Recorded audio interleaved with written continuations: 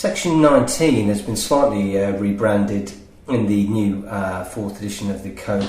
It's now called the Online Commercial Communications, or e-commerce. And this is a real burgeoning area and the fastest growing sector within the DMA, and it has links to various other sections of the code, as you'll see if you look at section 19.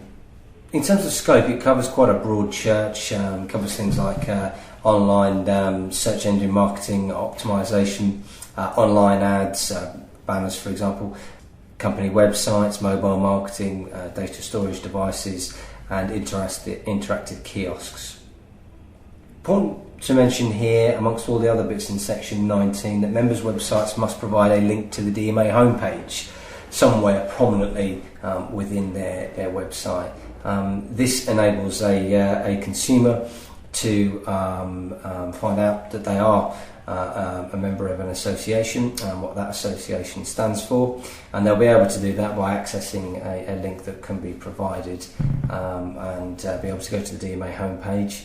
Also, this helps facilitate the complaint handling process. If, for example, you had a complaint that wasn't able to be resolved, by putting the DMA homepage link on your website, the consumer is then able to go to the DMA and through the DMA find out about the service offered by the DM Commission and the complaint handling service that they offer there as well. Within the commercial communication, whether it's on the web or otherwise, must provide the advertisers on and offline contact details. These will include some of the following: full company name, the registration number, the registered office address, country of registration, and any other terrestrial contact addresses.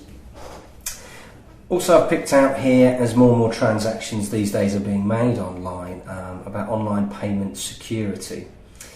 We ask members here to provide easy to use, secure payment mechanisms, and be clear about what level of security they afford when people are online and are purchasing goods. If the payment is made via a debit or credit payment card, then you must comply with the PCI DSS standard, which has been brought in over the last few years. More information is given about this in that relevant section, in section 19 there. This is a standard that is administered by a third-party organisation, but a lot of you who are already taking in credit card transactions would already know about it, and I'm sure will already have this in place. Important here to also refer to DataSeal. This is the DMA's own standard of information security, and goes beyond requirements for security when taking payment details, but this refers to any security of any databases that you hold of personal information, names, addresses, emails, mobile numbers, etc. And the DMA launched this standard early in 2010 and lays out a series of criteria by which you can be judged if you wish to apply for it, and many companies have. And important to mention, especially on the online world, as increasingly more and more people are providing their information online. This section also includes an area on marketing to children. Now, marketing to children, as I mentioned in the main talk, is actually covered by a separate annex, which covers marketing to children in all its various forms and the mediums used. But here, as a lot of more and more children are becoming more net savvy and using the nets and providing data on there, just thought I'd take you through some of the main considerations here. As I would have mentioned in the main talk, the ceiling is now at 12 years of age for collection of personal data. So if a child is under 12, then they need consent from the parent or guardian to provide their personal data. Connected to that, the consent notice, so notice of that requirement, needs to be put on a website or otherwise in a language which is clear and simple and easy to understand by the child.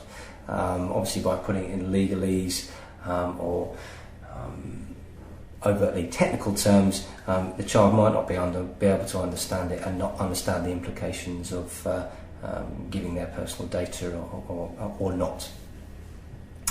You can't make website any particular access to any websites contingent on a child handing over data, I'm sure you'll appreciate. Also, it's not okay to entice a child with a prize or other offer or gift in order to get their personal data. You can also ask children to provide data on other individuals, for example adults, and I believe that's across all mediums. And important to mention here, obviously a privacy policy needs to be included on any online commercial communication, but in the case of children, this needs to be amended to include provisions which allow the parent or guardian to access the information that the child has given over about themselves, or might post in, for example, a chat room on a message board, so that they can actually, the parent or guardian can actually see and understand the nature of these activities and the consequences of the child's participation. There's also a bit here about complaint handling, customer service. This is also covered within other sections of the code, and again the same kind of values and same kind of bits apply. Having a system in place that's easy to use, that's effective, that's quick, that's fair. Interesting here that there should be the requirement is for it to just take one click to get to the mechanism by which somebody can register a complaint, except on WAP communications they're more difficult, but just one click to be able to access that. Complaints, as with other parts of the code, should be acknowledged at least within 5 days, and if as I mentioned earlier, the DM Commission is there if complaints are not resolved for any reason. Then the consumer and or other business has redress with the DMC, and they can take the complaint issue further.